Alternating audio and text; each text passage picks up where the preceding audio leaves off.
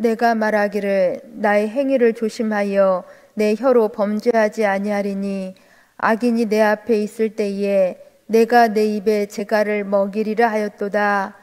내가 잠잠하여 선한 말도 하지 아니하니 나의 근심이 더 심하도다. 내 마음이 내 속에서 뜨거워서 작은 소리로 읊조릴 때에 불이 붙으니 나의 혀로 말하기를 여호와여 나의 종말과 연한이 언제까지인지 알게 하사 내가 나의 연약함을 알게 하소서. 주께서 나의 날을 한 뼘 길이만큼 되게 하심에 나의 일생이 주 앞에는 없는 것 같사오니 사람은 그가 든든히 서 있는 때에도 진실로 모두가 허사뿐이니이다. 진실로 각 사람은 그림자같이 다니고 헛된 일로 소란하며 재물을 쌓으나 누가 거둘는지 알지 못하나이다. 주여 이제 내가 무엇을 바라리요 나의 소망은 주께 있나이다. 아멘. 본 시편은 표제어가 다윗의 시, 인도자를 따라 여두둔의 형식으로 부르는 노래라고 되어 있습니다. 여기 여두둔은 다윗이 세운 3명의 성가대 지휘자들 중 한 사람으로 재금과 비파와 수금으로 하나님의 전에서 하나님을 노래하며 섬겼던 사람입니다. 즉 이 여두둔은 다윗의 시대에 아삽과 헤만이라는 사람과 더불어서 악장으로 섬긴 사람이라는 것입니다. 그래서 오늘 이 시편 39편은 다윗이 지은 시를 여두둔이 붙인 곡으로 인도자를 따라서 회중이 부른 노래인 것입니다. 오늘 본문 1절이 이렇게 시작을 하고 있습니다. 1절을 읽어드립니다. 내가 말하기를 나의 행위를 조심하여 내 혀로 범죄하지 아니하리니 악인이 내 앞에 있을 때에 내가 내 입에 재갈을 먹이리라 하였도다. 아멘. 내가 말하기를 이것은 다윗이 결심하고 결단했다라는 의미입니다. 다윗이 무엇을 결심하고 결단하였을까요? 그것은 자기 행위를 조심하고 혀로 말로 범죄하지 않겠다고 결단합니다. 또한 입에 재갈을 먹이겠다고 곧 침묵하겠다고 결심하였습니다. 자기 행위를 조심하고 악인 앞에서라도 침묵하겠다고 결심하고 결단한 것입니다. 보통 사람들은 자신이 당하는 일이 억울하다고 생각이 되면 곧바로 나타나게 되는 현상이 거친 행동과 거친 말입니다. 그런데 다윗은 자신의 언행을 조심하겠다고 악인 앞에서라도 물론 억울하지만 침묵하겠다고 말하고 있는 것입니다. 그런데 사실 이렇게 침묵하는 것이 다윗에게 평안함만을 주었던 것이 아니었습니다. 오히려 그 반대였습니다. 2절 3절 말씀이 이 사실을 증거해 주고 있습니다. 우리 함께 2절 3절 말씀 같이 읽습니다. 내가 잠잠하여 선한 말을 하지 아니하니 나의 근심이 더 심하도다. 내 마음이 내 속에서 뜨거워서 작은 소리로 읊조릴 때에 불이 붙으니 나의 혀로 말하기를. 여기 내가 잠잠하여 선한 말도 하지 아니하였다라고 말씀하고 있는데, 그렇다면 그만큼 악한 말은 두말할 필요도 없이 더욱 안 했다라는 것입니다. 그런데 사실 이렇게 다윗이 침묵했다라는 것은 다윗에게 큰 근심이, 상함이, 눌림이 되었음을 말씀해 주고 있습니다. 지금 할 말은 너무너무 많은데 그 말들을 다 할 수 없으니 속이 터질 것 같았다라는 것입니다. 그러나 말을 잘못하게 되면 말이 말을 만들 수 있기 때문에 참아야 할 때는 침묵하는 것이 힘들지만 유익할 수 있습니다. 다윗이처럼 사람을 향해서는 입을 열지 않았습니다. 침묵했습니다. 그러나 하나님을 향하여서는 이렇게 4절에서 고백하고 있습니다. 4절 말씀을 읽어드립니다. 여호와여 나의 종말과 연한이 언제인지 알게 하사 내가 나의 연약함을 알게 하소서. 아멘. 여기 자신의 마지막 날이 언제인지, 자신의 인생의 길이가 얼마나 되는지를 지금 묻고 있습니다. 이것은 다윗이 정말 진짜 자신이 몇 살까지 살 것인지, 자신이 죽을 날이 언제인지 그 날짜가 궁금한 것이 아니었습니다. 이것은 자신도 죽을 날이 있고 반드시 자신도 세상을 떠나야 할 날이 있음을 잊지 말게 해달라고 기도하고 있는 것입니다. 그만큼 자신은 반드시 죽을 날이 있는 매우 연약한 존재라는 것입니다. 그러면서 다윗은 또 이렇게 5절에서 고백하고 있는 것이 이것입니다. 5절 말씀도 읽어드립니다.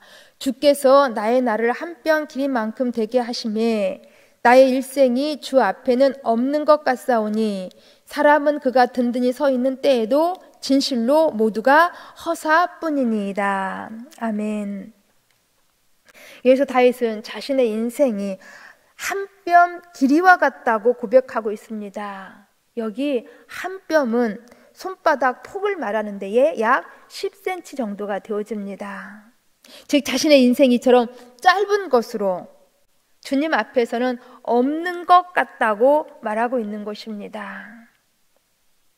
우리 주님께서는 영원하신 분으로 이 영원에 비하면 사람이 90년을 살고 또한 100년을 살고, 아니 그 이상 120년을 산다고 할지라도 영원에 비하면 그저 손바닥 폭에 불과한 것입니다. 그만큼 우리 인생이 짧고 작은 존재라는 것입니다.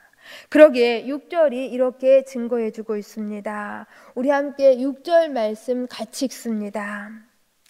진실로 각 사람은 그림자같이 다니고 헛된 일로 소란하며 재물을 쌓으나 누가 거둘는지 알지 못하나이다. 아멘. 각 사람은 그림자같이 다니고, 여기 그림자는 허상, 유령이라는 뜻입니다. 즉 인생이 한평생을 살면서 이 땅에서 수고하고 애써서 많은 재물을 쌓아도 그러나 인생은 실체가 없는 그림자, 허상과 같고 자신이 쌓은 것을 누가 거둘갈지를 모른다라는 것입니다. 부모가 자식에게 유산으로 남겨주기 위해서 한평생 덜 쓰고 덜 먹고 아껴서 물려주어도 그것이 자식의 인생을 세워가는 디딤돌이 될지, 아니면 자식의 인생을 무너뜨리는 걸림돌이 될지 모른다라는 것입니다. 그 사람이 아무리 수고하고 애쓴다고 할지라도 허상, 아무것도 아니라는 것입니다. 그래서 다윗은 7절에서 고백하고 있는 것이 이것입니다. 우리 함께 7절 말씀 같이 읽습니다. 주여 이제 내가 무엇을 바라리요 나의 소망은 주께 있나이다. 아멘. 그래도 다윗 자식에게는 소망이 있다라는 것입니다. 소망 대신 하나님이 계시다라는 것입니다.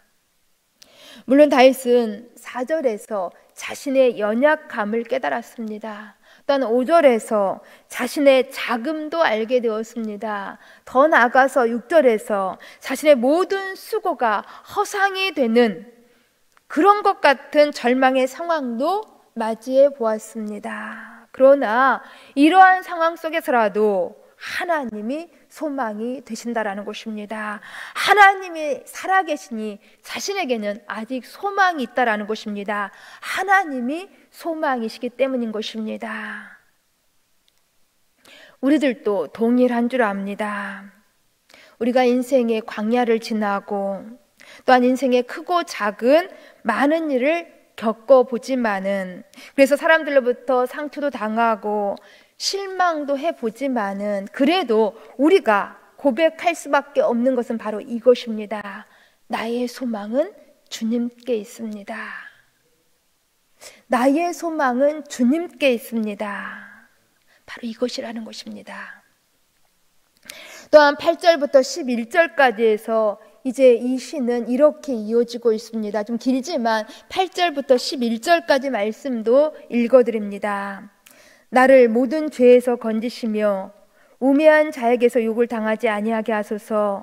내가 잠잠하고 입을 열지 아니함은 주께서 이를 행하신 까닭이니이다. 주의 징벌을 나에게서 옮기소서. 주의 손이 치심으로 내가 쇠망하였나이다. 주께서 죄악을 책망하사 사람을 징계하실 때에 그 영화를 존먹음같이 소멸하게 하시니 참으로 인생이란 모두 헛될 뿐이니이다. 아멘. 다윗은 사람으로부터, 악인으로부터 비난의 대상이 되어도 침묵했습니다. 왜냐하면 그것은 자신이 지은 죄로 인함이고 또 하나님께서 그것을 허락하셨기 때문이라는 것입니다. 그러나 다윗은 하나님께서는 그런 비난에 비참한 자신의 그러한 삶 속에서 자신을 건져 올려주실 수 있는 그러한 분이심을 지금 고백하고 있는 것입니다. 즉 우리 하나님께서는 책망하시고 징계만 하시는 그런 하나님이 아니라 은혜도 베푸시는 하나님이시라는 것입니다. 우리 하나님께서는 상선 벌악, 선을 행하면 상을 주시고 악을 행하면 벌을 주시는 그러한 심는 대로 거두게 하시는 하나님은 맞습니다. 그러나 이것이 하나님의 전부는 아니라는 것입니다. 만약 이것이 하나님의 전부였다고 한다면 우리는 오늘 이 자리에 있지 못할 것입니다. 상선벌악, 이런 하나님보다 더 중요한 사실은 우리 하나님께서는 은혜를 베푸시는 하나님이시라는 것입니다. 이런 하나님의 은혜가 있었기 때문에 오늘 우리가 여기까지 인도되어져서 나올 수 있었던 것입니다. 그러게 오늘 시편은 이렇게 마무리를 짓고 있습니다. 우리 함께 뒤에 12절, 13절 말씀을 같이 읽습니다. 12절, 13절. 여호와여, 나의 기도를 들으시며 나의 부르짖음에 귀를 기울이소서. 내가 눈물을 흘릴 때에 잠잠하지 마옵소서. 나는 주와 함께 있는 나그네이며 나의 모든 조상들처럼 떠도나이다. 주는 나를 용서하사 내가 떠나 없어지기 전에 나의 건강을 회복시키소서. 아멘. 나의 기도를 들으시며 나의 부르짖음에 귀를 기울이소서. 내가 눈물을 흘립니다. 나를 용서하사 나를 회복시키소서. 다윗은 오늘의 시를 이렇게 마무리 짓고 있다라는 것입니다. 즉 다윗은 오직 하나님만을 소망의 대상으로 여기며 은혜 베푸시는 하나님께만 기도하며 부르짖으며 눈물을 흘리겠다라는 것입니다. 그럴 때 소망이신 우리의 은혜의 하나님께서는 자신을 외면치 아니하시고 용서하시고 회복시켜 주실 것을 믿는다라는 것입니다. 우리는 이와 같은 다윗의 시를 통하여서 다윗의 중심에 일평생 자리 잡고 있는 것이 무엇이었는지를 알 수가 있습니다. 다윗의 중심에는 언제나 하나님이 계셨다라는 것입니다. 하나님에 대한 신뢰, 하나님에 대한 믿음이 있었다라는 것입니다. 그렇기 때문에 지금 다윗은 절망의 그 깊은 소롱 속에서도 하나님을 찾았고 하나님을 소망 삼을 수 있었던 것입니다. 이런 다윗의 중심을 보시고 우리 하나님께서는 다윗의 죄를 용서하셨고 또 하나님께서는 다윗의 삶을 회복시켜 주셨습니다. 바로 이 하나님이 우리의 소망이신 것입니다. 주여, 이제 내가 무엇을 바라리요? 나의 소망은 주께 있나이다. 아멘. 우리 함께 기도하십니다. 우리의 소망이 되신 참 좋으신 아버지 하나님, 감사함을 드립니다. 우리가 매우 연약하고 우리가 매우 작고 허상에 불과한 그림자 같을지라도 우리 하나님이 살아계시니 우리에게는 소망이 있음에 감사함을 드립니다. 이 소망 되신 하나님께만 저희들 구하며 늘 부르짖으며 눈물로 나아가서 용서하시고 회복시켜 주시는 우리 하나님의 은혜를 늘 고백하며 살아갈 수 있도록 도와주시옵소서. 이 하나님께 오늘 거룩한 주일 우리 크게 감사하며 큰 경배로 살아계신 하나님 앞에 예배할 수 있도록 도와주시옵소서. 온전하게 탁하며 예수님 이름으로 기도합니다. 아멘.